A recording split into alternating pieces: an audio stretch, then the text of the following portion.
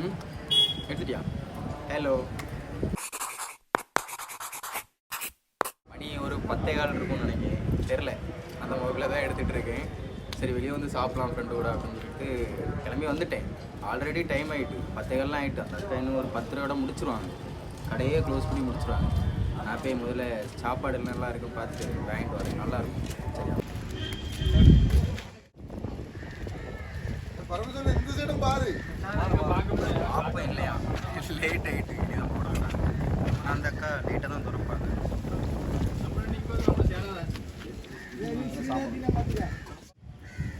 இப்போ நம்ம இட்லி வாங்கியிருக்கேன். ஏன்னா இந்த கடையில் தான், அக்கா கடையில் தான் நான் ரெகுலராக வருவேன். ரெகுலரானா என் வீட்டில் எப்போமெல்லாம் சாப்பாடு இல்லையோ அப்போமெல்லாம் இங்கே வந்துடுவேன். காலையில் அந்த அக்கா வந்து 9 மணி ஆயிரும் கடை ஓப்பன் பண்ணுறதுக்கு. அதுக்கு பிறகு நான் இங்கே தான் வந்து சாப்பிடுவேன். நல்லாயிருக்கும், இட்லி நல்லாயிருக்கும். இடையில ஆப்பம் சாப்பிட்டுட்டு இருந்தேன். ஆப்பம் ஓவராக சாப்பிடக்கூடாதுன்னு யாரோ சொல்லி நான் கேள்விப்பட்டேன். அதுலேருந்து ஆப்பத்தை டைவர்ஸ் பண்ணிட்டேன். அதுலேருந்து ஆப்பம் பக்கமே போகிறதில்ல. இப்போ இட்லி ஆப்பம் ரெடி பண்ணலன்னு சொன்னாங்க.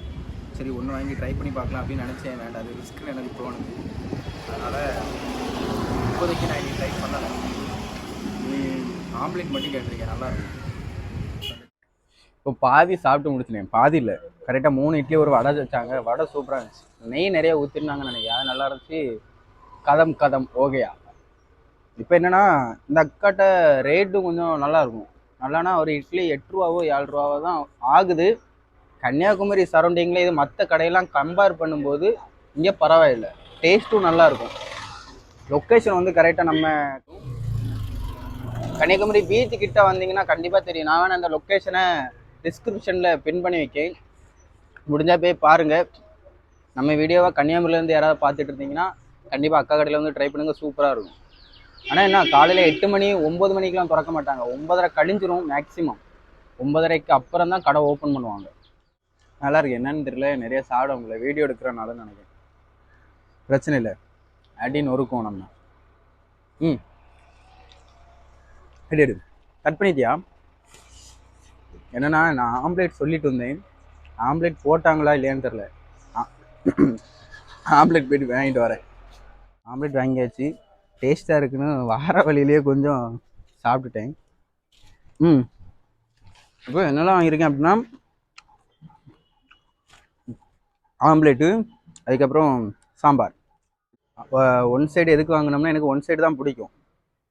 எதுக்குன்னா அதில் உள்ளிலாம் போட்டு நம்ம சாப்பிடும்போது அது வெறுமனையாக ஏதோ முட்டையை சாப்பிட்ற மாதிரி இருக்கும். எனக்கு அதிலெல்லாம் பிடிக்கும். அந்த ஒரு ரீசனுக்காண்டி நான் வந்து எப்பவுமே ஒன் சைடு தான் வாங்குவேன், டபுள் சைடு வாங்க மாட்டேன். நல்லாயிருக்கும்.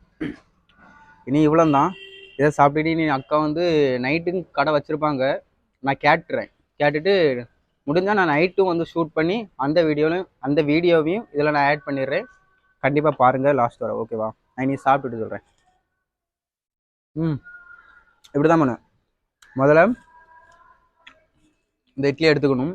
இட்லின்னு சொல்கிறேன், உள்ளி மேலே உள்ளதோடு அப்படியே எடுத்து சாப்பிடணும், உள்ளியோட. அதுக்கு பிறகு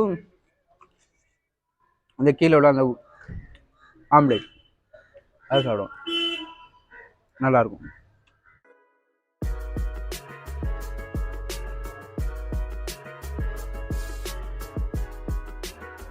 உங்கள்கிட்ட நான் ஒரு உண்மையை சொல்கிறேன். கன்னியாகுமரியில் இருக்கேன்னு தான் பேர். போட்டிங் பக்கம் ஒரு நாளும் போனதில்லை. போகணும் கண்டிப்பாக. அது ஒரு வீடியோவாக சீக்கிரம் வரும்.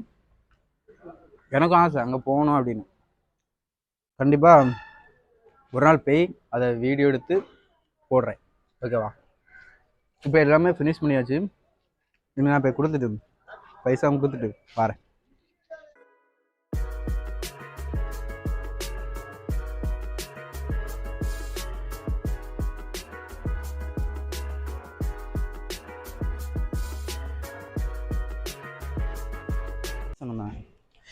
கரெக்டாக 47 ரூபா இருக்குது. 3 இட்லி, ஒரு வடை, ஒரு சிங்கிள் ஆம்லேட். எவ்வளோ ரூபான்னு தெரியல, நான் சைடில் போடுறேன் இதுக்கு எத்தனை ரூபா அப்படின்னு. எனக்கு சரியாக கணக்கு தெரியல, நீ கணக்கு பார்க்கணும். சரி, நாங்கள் கிளம்புறோம்.